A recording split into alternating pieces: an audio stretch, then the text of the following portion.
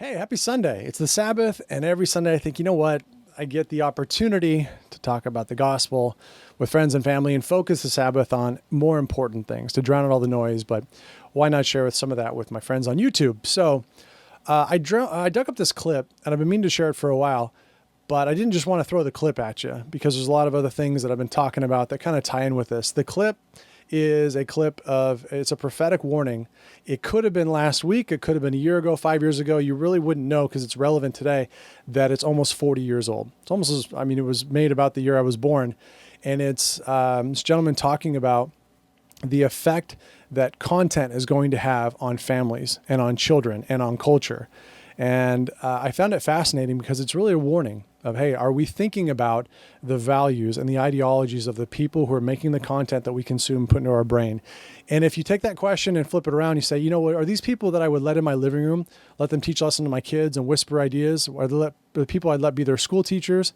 And in some cases, we're not even asking the questions. But if you're still thinking about your New Year's resolutions in 2020, maybe it's worth the time just to stop and consider the things that you watch, the things that you stream, the things that you let your kids read and look at and say, is this all part of a greater sum? Is this part of the synergy of why we're seeing some of the cultural trends and norms that we have today? So I want to take a few minutes unpacking that, and then I'll show you the clip, which you definitely should watch. It's fascinating. What is the legacy of the people who have been trying to change culture through content? And this week we've been talking a lot about Douglas Murray's book, a lot about the trends specifically relating to LGBT, gay, trans, etc.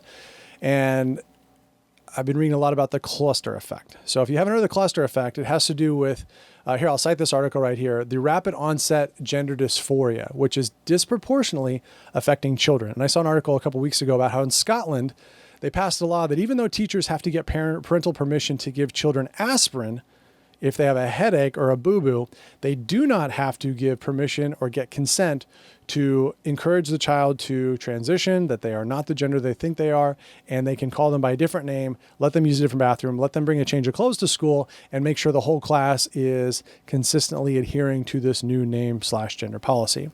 And it seems a little crazy, but it also answers the question is, why is gender dysphoria, rapid onset gender dysphoria, disproportionately affecting children? Aside from the fact that their frontal lobes haven't developed in their kids and they listen to authority figures, the numbers have skyrocketed. In this particular article, it talks about the amount of referrals annually, which went from and this is for doctors for gender dysphoria, rapid onset, etc., or just to get counseling to talk about this. 10 years ago, almost non-existent. Today, thousands per year. How did this happen? And I mentioned, I think in a video a while back, why is it that our parents, definitely our grandparents and our ancestors had to deal with this almost not at all?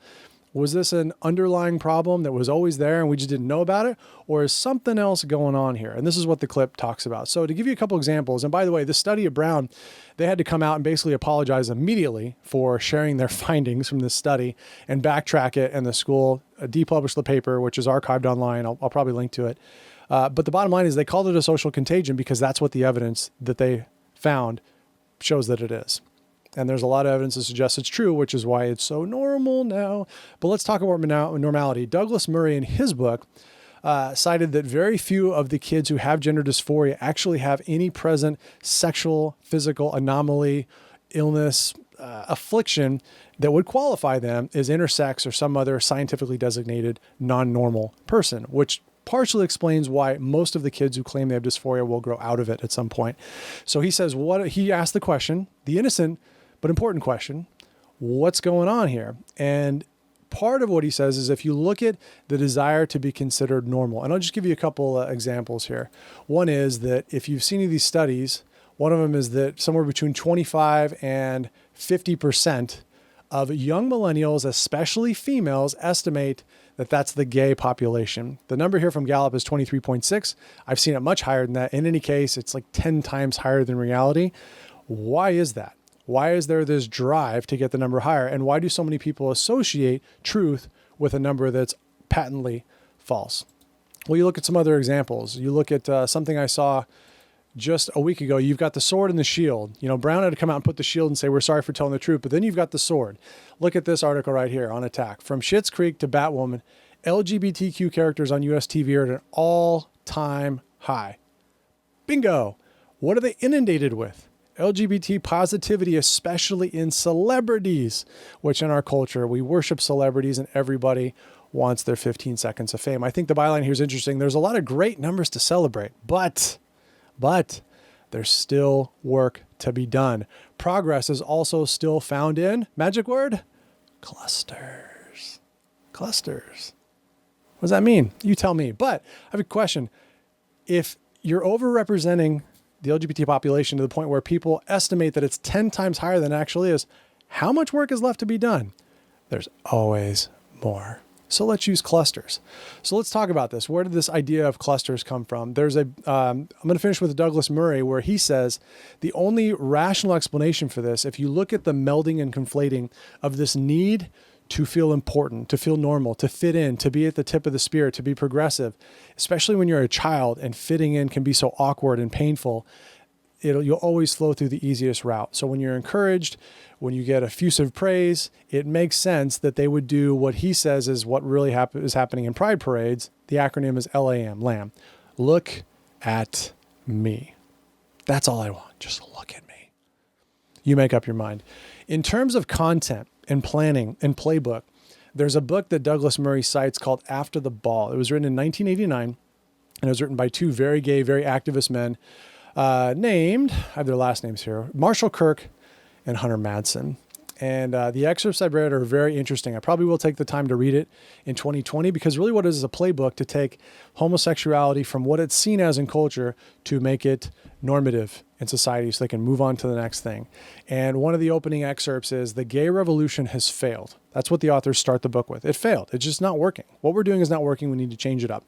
So to overcome Americans' deep-rooted aversion to gay men and women, Kirk and Madsen propose a massive media campaign, clusters, to correct stereotypes, to neutralize anti-gay prejudice, and to disseminate information that will make people think twice about previously held concepts or belief/understandings about gay people. Here are some examples. We need to convince society that 10% of the population is actually gay.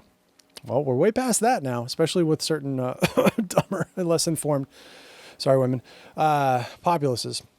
We need to convince society there's no tie between homosexuality and mental illness, even though in the 80s it was still in the AMA handbook that there was a connection there. It was changed without any scientific data. It was mostly peer pressure. And that's actually what progressivism is constant, never-ending peer pressure. Another folklore piece that we need to get rid of is that you're born this way. And we need to utilize celebrities and Hollywood producers as well as educators. And that will be the key to normalizing gay culture. So we've come full circle. We need a massive media campaign. Interesting. This is in 89. So TV was big, but think about how much it's changed since then with movies, TV, and streaming, etc. And also the internet. So one other thing that I saw a while ago was this article in the Washington Post talking about the decline of religion. And I want to kind of pull this all together because the article or the clip talks about the sword of how we're going to attack religious people, how we're going to attack children, how we're going to normalize these values and beliefs that we hold so that everybody will hold them. What's the shield? The shield is religious beliefs, parents, conservatism, cultural norms, anciently held wisdom that's been passed down through the ages to maintain a nuclear family and homogenous, value-driven society. So in the blockbuster 2000 book, Bowling Alone by Robert Putnam, it's called The Collapse and Revival of the American Community, Putnam pointed out the growing popularity of TV over the past 5 decades is a major ringleader behind declining rates of civic engagement, including religious attendance.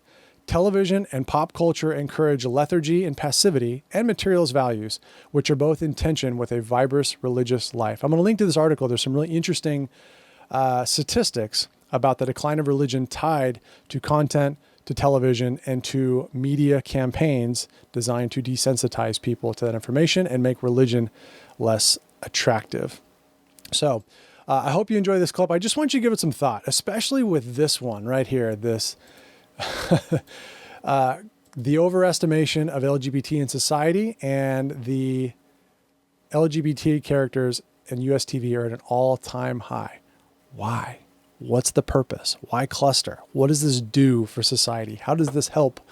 And what's the end game here? Have you thought about this at all? I know if you've noticed wokeness and how they're recasting and women are everything, this is the one that you really just have to stop and ask, what's the point? Why would you need to do that? Well, if you look back at the last 30 or 40 years, the point is right in front of your face. And not only is it a sword, it's also cracking the shield. So enjoy this clip. This is Gordon B. Hinckley. Ironically, for the Church of Jesus Christ of Latter-day Saints, he was one of the content and media distribution managers. So he understood as well as anyone the culture war that was going to come down to content. And for me, this is a prophetic warning that was anachronistic. It was way ahead of its time in terms of what we should expect to see because of the people that self-proclaim themselves as leftist ideologues and very, very LGBT friendly. If we knew this 40 years ago and we were listening to it, what do we need to expect 40 years from now? Leave me your thoughts below. Am I right? Am I wrong? Thoughts on the video, and have a very, very happy Sabbath. We will talk to you next week. A provocative study was recently published in Public Opinion magazine. It has been commented upon by many writers. John Dart, religion editor for the Los Angeles Times, wrote a column last February in which he said, and I quote, "A survey of influential television writers and executives in Hollywood has shown that they are far less religious than the general public and diverge sharply from traditional values on such issues as abortion, homosexual rights, and extramarital sex.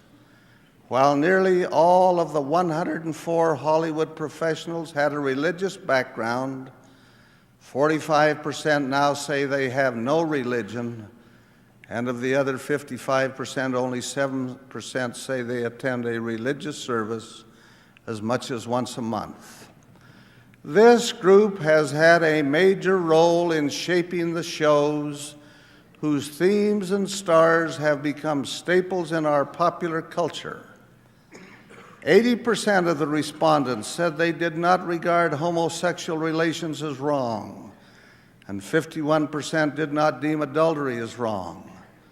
Of the 49% who called extramarital affairs wrong, only 17% felt that way strongly, the study said.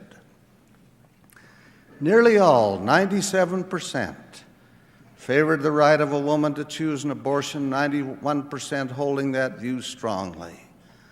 By contrast, other surveys have indicated that 85% of Americans consider adultery wrong, 71% regard homosexual activity wrong, and nearly 3/4 of the public wants abortion limited to certain hard cases or banned altogether.